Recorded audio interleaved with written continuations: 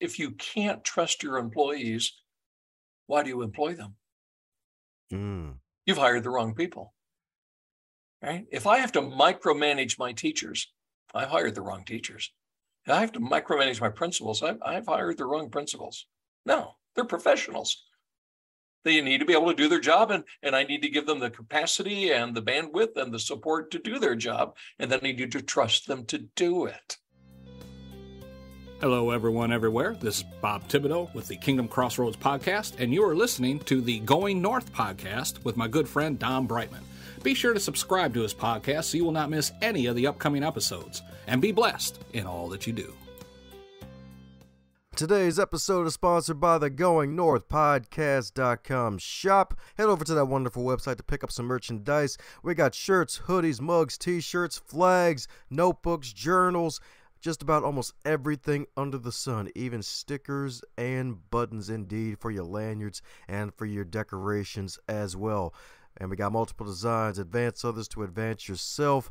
We got the GoingNorthPodcast.com logo as well as outread your competition to outlead your competition. And we even got bags too, so check out the wonderful podcast merch shop and be on the lookout for sales. They got wonderful 35% off sales spread out throughout every single month, so that way you can save even more money, so you can get more bang for your buck, so you can bang out your goals through the inspiration you're going to get today on this podcast. Check it out like a library book, my friends. And today on the Highlight Reel Builder for Authors, known as the GMP, the Great, Glorious, and Glamorous is the Going North podcast. We got another super special, awesome human for you today, my friends. That's right indeed, courtesy of the MightyPodmatch.com, where podcast guests get a chance to link up with podcast hosts, and if they're super special, awesome, they're in. And today is one of those super special, awesome humans today, folks, because we got an award-winning author, baby. That's right indeed, an award-winning author who is an executive consultant with the Global School Consulting Group, which has all the wisdom. I'm telling you, my man's got a jewelry store of wisdom indeed from all of his years in multiple leadership roles and growing like a wonderful tree, giving positive shade to people so much that he's also an adjunct professor for the International Graduate Program of Educators at the State University of New York College at Buffalo, as well as an experienced teacher at School of Admins. Let's give it up for the one and only Dr. Double T himself, Dr. Toby Travis. How you doing today, Dr. Toby? That's got to be the best intro I've ever had. Thank you. Great to be here. Oh, yeah. That's right indeed. Has anyone ever given you that nickname yet, Dr. Double T? Oh, I've been called all kinds of things. But yeah, my students, faculty often refer to me as Dr. T. And I say anything at all, just be polite. There you go. That's right indeed. One T is great, but you got to have two in this case. So my goodness, as with all introductions, they're not allowed to be 8.5 days long, and I probably forgot about a good 7 3/4 of a day worth of backstory. So my feeling is a bit in on who is Dr. Toby and how you got to where you are today since your first time on the show. Well, it's been a long and varied journey over the years. In fact, as I do trainings for other school administrators, it's often a question I'll ask. I say, how many of you planned on becoming, school superintendents or principals? And almost no one raises their hand. It's like we all get here somehow, but we all have kind of unique paths. And so my background actually, early years was actually in entertainment, but I was also involved in ministry. Combined those two elements for a number of years and toured doing itinerant work, actually producing a show that was used by Christian ministries as a community outreach event for many years. So I've managed and launched small businesses. I've had an interest and passion for education all of my life. Formally, that has taken me into the classroom. I was a teacher for high school primarily, although I did a short stint as an elementary band teacher one year, and that there were lessons to be learned there. I was a music teacher, but then was identified, that I had kind of the chops, if you will, for administration and a passion for it.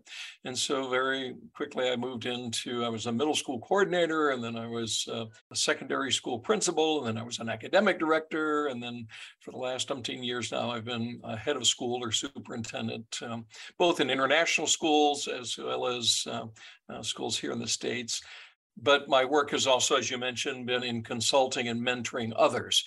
In fact, one of my passions has been working with school leaders, especially in developing or distressed parts of the world. So currently I'm mentoring a school head in Haiti, another in the Dominican Republic. I've worked with school leaders in Indonesia, Vietnam, Mexico, and that's been a real joy and passion as well, just because often they have a desire but don't have access to resources or training that are available to many of us in Western or in modern communities. So anyway, that's a little bit about me. But happily married, love my kids, and life has been good and yet challenging at times. And my passion has been and continues to be around how do we develop high levels of trust. That's what my book is about, Trust Ed, The Bridge to School Improvement. And I think, it has resonated with a lot of folks outside of the education sector. This is why I think I've ended up in Forbes and Businessing magazine and places I never thought I would land. But it's because I think this message of how do we assess our level of trust, how do we maintain it, protect it, develop it, and really guide our organizational improvement around that key issue of ensuring high levels of trust is just vitally important, because you were talking about magic earlier. It's kind of like, it is like magic. If we get this right, and what I mean by this is high levels of trust between leaders and employees, or owners and employees, a lot of good things just start happening. And we spin our wheels in frustration with a lot of improvement initiatives that do not pan out because we don't take time to address the trust issue first. But if we get that right, again, lots of other good things happen. So there you go. That's kind of who I am, where I've been, and what I'm passionate about. Hey, it's a darn good overview too, and you're so right about trust, especially nowadays. Funny enough, with everything going on, I believe it was an article that came across my way yesterday, but I think it was about 229 different walkouts, if I'm not mistaken, or at least like strikes, like labor strikes from just employees and their employers, and so many unions being busy because they're being formed and everything. And it's like, it's the trust issue is really huge nowadays, and it's actually probably timely that you wrote that book and even won an award for it, because it's a huge topic that a lot of folks may not look at first. They may think, oh yeah, this is being unfair, but it's like, oh wait, that trust factor probably wasn't established at the beginning. Right.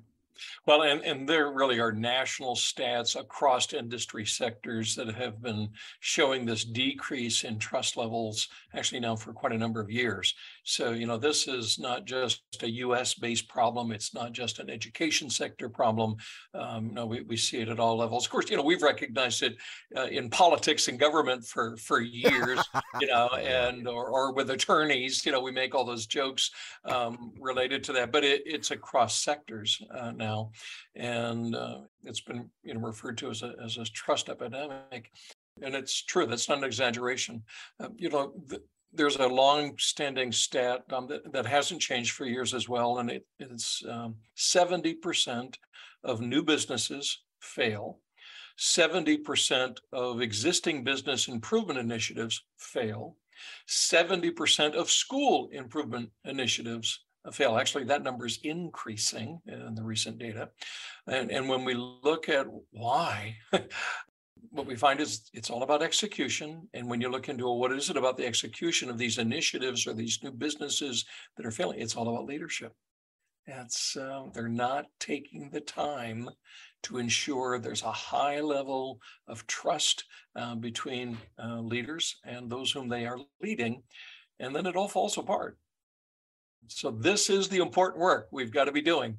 And once we recognize that and understand it, then we need tools to assess it and to protect it and to keep developing it. And again, this is the important work that there are companies and organizations that absolutely get it, and we can point to some really wonderful examples of, no, when they get this right, again, all kinds of good things start happening. But it takes intentionality, takes investment of time and resources. It doesn't just happen. Definitely could say that again, indeed. So my goodness, where do you think a lot of companies should start when it comes to rebuilding their trust? They used to have six-pack abs with it, but now they've gotten dad bod with it, probably. Well, the first place to start is just to, first of all, recognize again the importance of this issue, that this has to be a priority, that they have to commit time, energy, and money to. And then secondly, they need expertise. They need someone to come alongside them. And there are some marvelous, depending on their sector, experts that are out there that can help with this. I think of David Horsager and his work in the corporate world. He wrote a bestseller a number of years ago, The Trust Edge. You've got Jim Collins, and I mean, there's just all kinds of resources that are out there, but you need to get the professionals to help you. You don't address this without the professional help. Again, it's not as easy as it may seem. You may think it's fairly intuitive, but no, we have learned there are very specific actions and steps that need to be taken. Just getting feedback from your employees, there's a good place to start. But even there, employers will often blow it, even in the way that they conduct the survey or try to get the feedback. They do it in a way that doesn't build trust. So again, you need a trust expert to help you understand, okay, this is how a survey tool can be used to give you the information you're looking for and actually build trust. But there are actually, when companies try to use a Google survey or a monkey survey or, just kind of a do-it-yourself, well, they know it's not completely anonymous or confidential. So people are not going to be transparent. I mean, that's kind of the classic mistake on surveys, but you need data. So that's the place to start. Recognizing this is the critical issue, being honest that I have not invested time and energy into ensuring I've got high and solid trust levels with those that I'm leading, and then get the feedback. Figure out, where is that? How are you doing? In the book, I talk about 6 components of trust. We know that trust is complex. It is not just a simple issue of one element. There are many elements, and those elements even vary based on sector. And that's why I say you also need to find an expert in your field of work that knows how to navigate, because how and to build trust, there are some universal principles, but it really does come down to very specific elements within different sectors or areas of employment. So anyway, there's a place to start. Yeah, you're definitely right about that. And it makes sense indeed, especially with surveys. It's like, because depending on who you ask, they may not be a fan of surveys, because a lot of them, the questions may not be the ones companies need to ask. It's like, hey, I'm great, right? I'm great, right? Yeah, come on. I'm really fabulous, right? The right question. Yeah. That's right, indeed. As opposed to the whole it's just a me focus. Helping folks to focus on what they really need to get, and then even not only assessing it, but what you mentioned earlier, protecting it as well, too. So that's definitely solid indeed. So what it deals with that whole process, I guess, with the protecting as well after assessing? Well, and actually, so even part of the assessing is being reflective on your company's or your business, your organization's procedures and policies. One of the exercises I will walk through with those that I'm consulting is we'll look at like their employee handbook. Or in the school setting, we'll look at in the private school setting, especially we'll look at the school handbook, and we go through all of those policies and identify, okay, how many of these policies are created based on an assumption of distrust? So one of the things we've learned about trust is the more you extend it, the more you receive it. So if we have policies and practices that are assuming our employees can't be trusted, this is actually creating a toxic work environment. So let's first address it right there.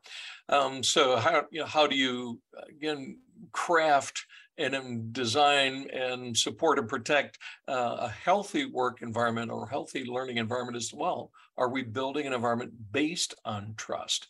And rather than, again, assuming the worst of folks. Often what happens, Dom, is somebody will blow it. We all make mistakes. We're all, human beings. And then an employer or a company or a school will respond to that employee blowing it by writing another policy. And actually penalizing everybody because of the mistakes of the one. Well, that is not building a good community. It's, yes, deal with the problem, address whatever went wrong with the individual, correct it. And yes, there's always nuances to this, but be very, very careful that you're not punishing everyone and making the environment, again, hard to live and work in because of an assumption of distrust. And one more, Dom, that I'll throw out that I've talked about a lot with others is if you can't trust your employees, why do you employ them? You've hired the wrong people. Right? If I have to micromanage my teachers, I've hired the wrong teachers. If I have to micromanage my principals, I've hired the wrong principals. No, they're professionals. They need to be able to do their job, and I need to give them the capacity and the bandwidth and the support to do their job, and then I need to trust them to do it. And if I can't, well, the answer isn't, create policies to restrain them or restrict them. No, let them find their happiness somewhere else and hire somebody I can trust. I mean, this is the secret to successful business, successful organizations, is you need to have a trusting environment and relationship with your team. And if that's not there, then you've probably got the wrong people on the bus, as Jim Collins would say. Definitely say that again, indeed. Powerful question too. It's like, hey, if you can't trust your employees, why the heck did you hire them? Yeah. And of course, there's the smart folks in the peanut gallery be like, hey, I inherited these people. I just got here. It's true. It's true. Yep. And that happens to all of us in leadership, right? We inherit people, but that's where you need to take time to get to know your people, intentionally invest in building relationships with them, making sure that all employees are aligned with the organization's mission and vision and values.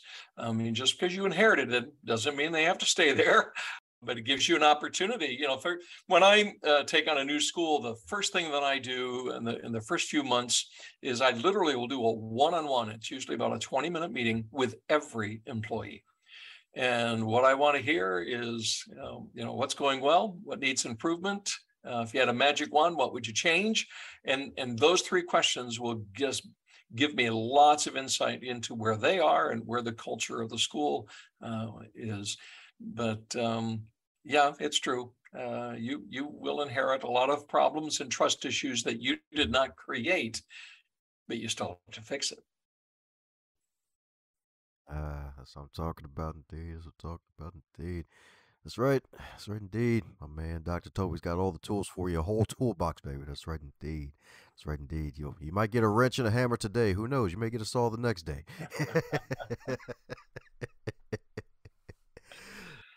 Speaking of tools, Dom, I mean, your listeners can reach out to me, or I can provide you the links. I do have some free self-assessment tools where you can assess yourself on the 6 components of trust.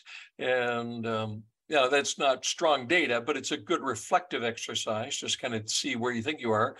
And then we do have a company that I use provides a 360 tool where employees are surveyed about their administrators or their leaders, and that'll provide some real data. It's always interesting to compare the 360 data to the self-assessment data and see where's the gap in perception here, where I think I am and where my employees think I am. And of course, with trust levels, it is all about perception. So perception is reality when we're talking about trust. So how my employees perceive that level of trust and my competency as a leader, no, that is reality, whether I like it or not. But if I don't take the time to get that data, to get that feedback, then I'm really flummoxed in what to work on to get better. Because again, there are so many complexities to high trust levels.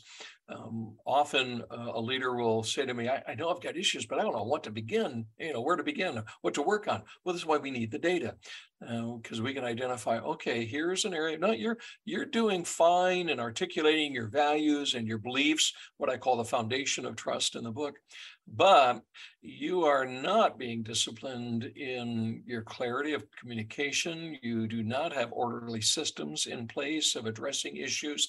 This needs to be fixed. And here's what I call the deck of trust. It's like driving across the deck of a bridge. It needs to be flat, smooth. Everybody knows what lane they're in and where they're going. Well, if you don't have things in place for that smooth travel across the bridge, you're not going to be trusted. And so that's another one of those complexities of trust. But we need to be able to kind of assess and what's the word I'm looking for here? You did a diagnosis of the illness in order to know what medicine to or surgery to apply. Oh yeah, definitely. I can say that again, indeed. Because hey, the name of the game is the bridge. You get from one place to another. If you fall off in the middle, that's not a good idea. Not a That's good not what thing. the bridge is for. Exactly. It's like, why are you helping folks with suicide missions? That's not the goal here. Yeah. It's true. Oh man. So my goodness. So speaking of magical bridge, that's right indeed. You got this wonderful book. Heck, if I'm not mistaken, magical books, if I'm not mistaken. So it helps you to finally get the confidence to join the business of immortality by publishing your work, my friend. Well, it came out of my doctoral work years ago. So my doctoral studies were in how to establish, maintain high levels of trust in school leadership. And then I was just encouraged. We need to make this accessible and available to folks. And so, that was kind of the impetus to it. The bridge analogy, I love to give my wife credit for that, because after finishing the research and identifying the findings, it's like, okay, how do I synthesize this into something that's readable and can communicate in a way that folks will understand? And she actually came up with the bridge analogy, and because we were talking about these multiple components of trust that are interlocking, they've all got to be in place. You may have 4 of the 6 in place, but without those 2, it's like you said, you're not going to drive across a bridge that's that has big holes in the middle. The whole thing has got to be complete. And she said, it's like a bridge. That was her analogy. And like, you're right, it is. And so as we looked at these various components, and they all plugged into these, again, the analogy of using, you get the foundation of bridge, you got a substructure, you've got girders and bearings, you've got the deck, you got the superstructure. These all got to be in place. And there are analogies that work perfectly with the elements and the complexities of what it takes to be a trusted leader. So that's basically what the book communicates, is walking through, okay, what are these structural elements, and getting right down to specific skill sets and competencies of what that looks like in order for those components of trust to be in place. And then how do you assess it? And how do you repair it when it's broken? There you go. That's right, indeed. Because the repairs will happen. They have to happen, especially after a while. Mm-hmm. That's right, indeed. That's right, indeed. So since this is far from your first rodeo on these podcasts, is there a question that you wish you'd be asked more often? That's a great question, Dom. Well, I think going back to kind of where we started, and maybe that's why I emphasized it when you let me just kind of go freewheeling here, is why do people need professional help in this area? I think people will be quick to recognize, oh yeah, trust is a big issue. I got to fix it. This has got to be right. Right. But they will acknowledge the research. They'll understand, yep, sure, get it. This is critical to the success of any organization or business or entity, but will fall short or stop short of actually investing company or organizational resources into, and I'm not doing a commercial here. I'm not looking for business, as a consultant. I'm not paid by anybody to promote this. But what I have learned as a professional, as an educator, as an academic, as a business owner, value what we assess. We value what we invest in. And you can look at, the Fortune 100, Fortune 500, these companies all put big money into this. We can learn from that as small businesses or even as organizational leaders. Why do they put so much money into training their associates and their executives in maintaining high levels of trust? Why do they want to invest big resources into ensuring that their product or their service is highly trusted? Because it is the issue. And if we don't take the time to do this, we're just not going to see the level of success that we desire. It's amazing in the research around education, Dom. It doesn't seem, no matter how we measure or define success in a school setting, it is always linked to trusted leadership. In fact, the bottom line, my studies came out that the number one indicator of successful schools is trusted leadership. And if we define we define success as high levels of student achievement, it's in those schools where there are the most trusted leaders. If we look at it as retention of quality faculty and staff, it is in those schools with highly trusted leaders. If we look, there's been numerous studies on the use of discretionary energy, in other words, volunteerism, where our communities rallying around their schools, it's where they trust their leaders. If we look at in the private sector, financial stability of a private school, it's in those schools where leadership is highly trusted. And the same applies in the business world as well. We see the highest levels of success in both product and services when leadership is trusted. Therefore, back to your question, what do you think people need to know and recognize is get aligned with an expert in this field that can help you spend the money, spend the time, and work through the assessments, the action planning, and stay with it. In fact, there's been studies that have seen a return on investment for every dollar spent on this type of training and consulting, there's a near $7 return. So it makes financial sense, but because we're talking about developing soft skills, right, or we're doing environment development, that looks different to spend money on than, maybe buying some new widgets or some new, software for managing a product or a process.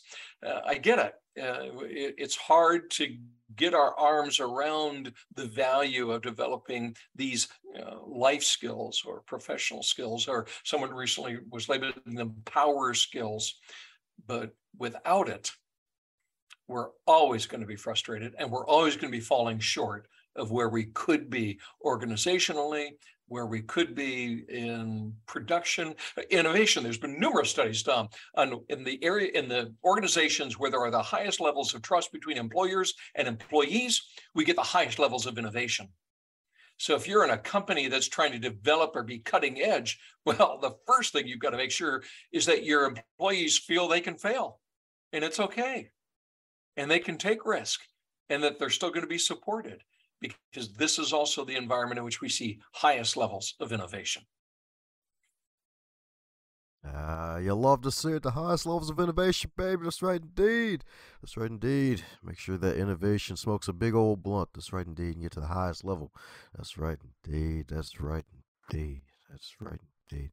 Because, hey, it's so darn true. It's like, hey, it's like going to a doctor for medical advice. That's really what it is. Well, I'm a doctor of schools and organizational management, but yes, you're right. Yeah, exactly. That's right indeed. Well, speaking of schools, funny enough, a lot of folks nowadays, thanks to the pandemic, especially are taking their kids more into, well, actually, even before the pandemic, a lot of folks just taking their parents and getting them in private schools, or even homeschooling indeed. So what do you think has led to that happening, my man? Well, I think it is complex. I don't think it's just one issue. Certainly, there's a trust issue or multiple trust issues that go on there, where parents have felt for whatever reason the public sector has failed them. But I also have many friends that work in the public sector, and I also know that the structures and the parameters in which they have to work, because they are governmental agencies, also inhibits their ability to be as responsive in the way that they would like to be to parents and students. And so it's not easy. It's very complex. But I think what we can acknowledge, a good and healthy thing that has come out of the pandemic, is the increase in the school choice movement. I've always been a fan that parents need to have the largest voice in the education of their child. That should not be something that's dictated by a local, state, or federal government. That's my responsibility as dad, and I loved, and I'm very encouraged with what I'm seeing that is happening there as the school choice movement continues to move forward. Very encouraging that, in states where we're seeing the money following the child, that makes an awful lot of sense, and then empower the parent to determine what is the best educational experience for their child. I'm a big fan of that as well. Those are all good and healthy things that have come out, but I'm also do believe, we've got to make sure that, especially those that fall through the cracks, as it were, those who are disadvantaged or disenfranchised, their needs are being met, and maybe in situations where parents are not involved or are not being proactive and meeting the needs of the kids. I get it. Those are real issues. And so there must be a public sector response to that. And it's complex. It's not easy. It's very difficult and challenging. But I am hopeful. We have all recognized in the education sector that the American school system has been in need of reform for many years. There have been many false starts and restarts, but in many ways, unfortunately, systems have to collapse before they can be rebirthed into something that is robust and exciting. And we don't have to look very far around the world to see systems like what we've seen in Finland and Singapore, where they are transformational in what they are doing in public education, but it really meant collapsing and stopping what they were doing earlier and reorganizing. And it's huge. And to scale that to a country of our size, very difficult. So, pray for your public school administrators and teachers. They have got a very challenging task, and they have to work within very challenging restrictions. But God bless them. They are needed and undervalued, as will, I say, in the private sector as well. I mean, they just, there's often this idea that, private sector education is all, these are hoity-toity, prep schools. That is such a small fragment of private education. Most private education in the U.S. is faith-based. They are operating on shoestring budgets. Teachers and admin are paid significantly less than their public counterparts. They are there sacrificially for the vision and mission and for loving on kids. And so they need to be valued. I don't know when this is going to air. We're recording this in October. This is Principal Appreciation Month.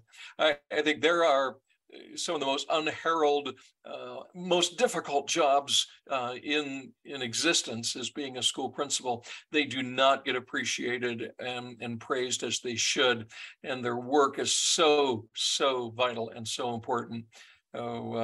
Anyway, you can't tell I'm passionate about this, can you?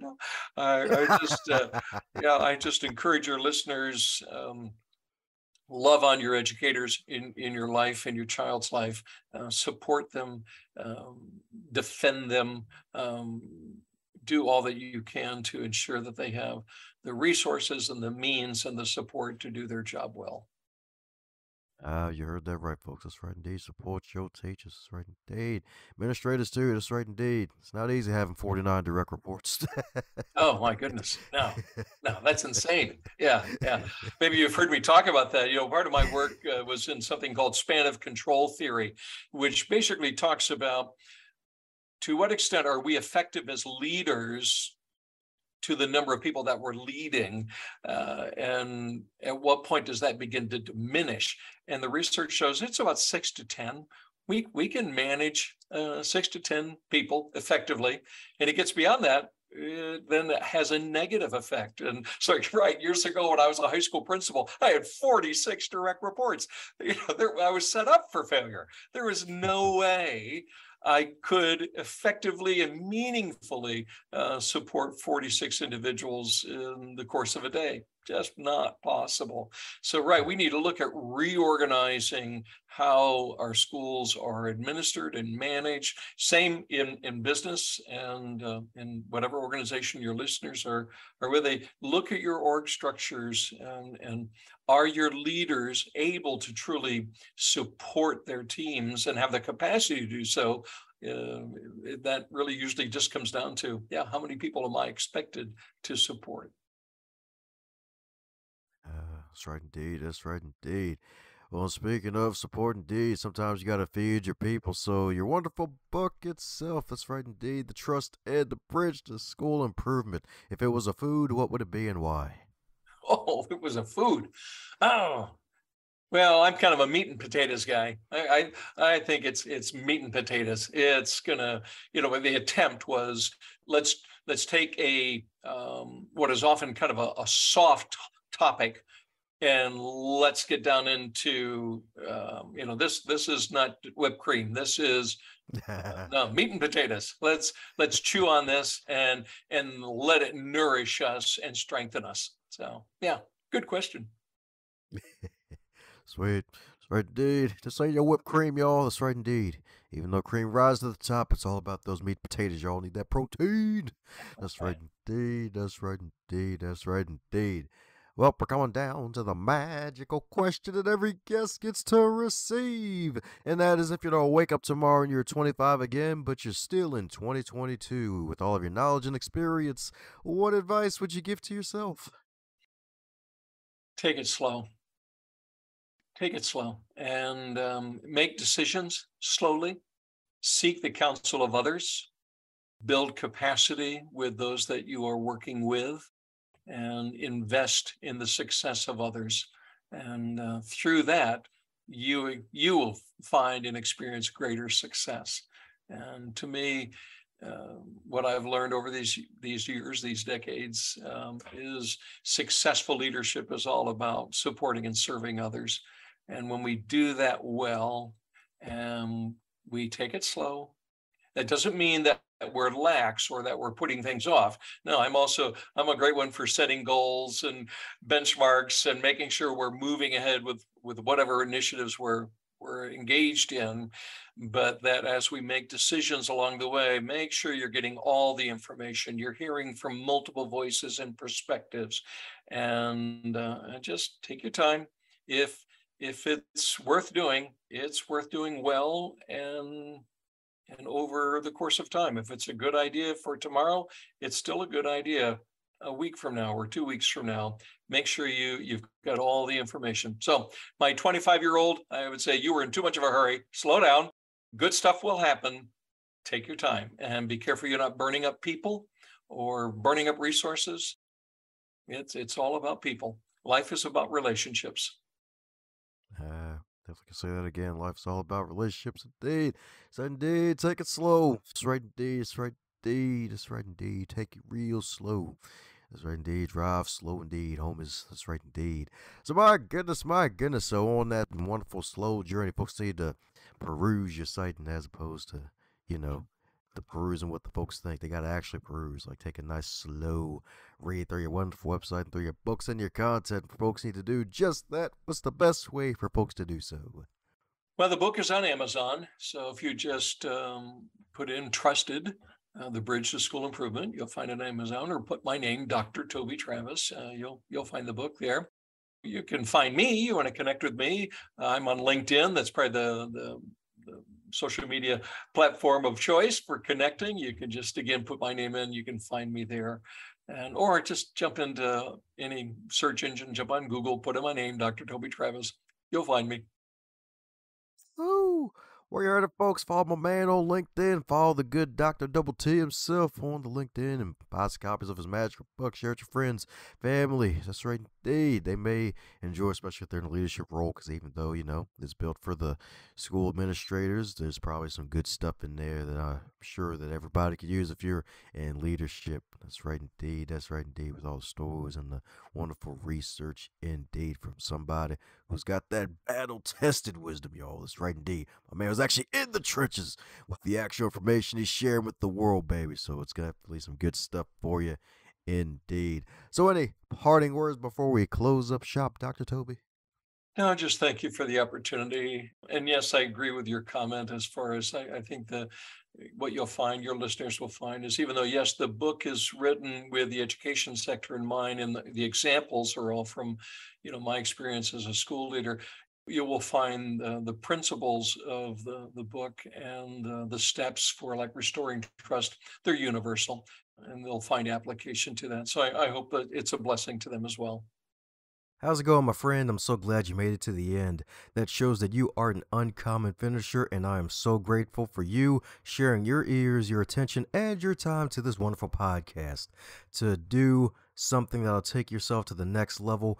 And for everybody else involved in this wonderful program, share it with at least 3 people in your network so that way more folks can not only catch the fire that is on this podcast, but can also be inspired to be their best.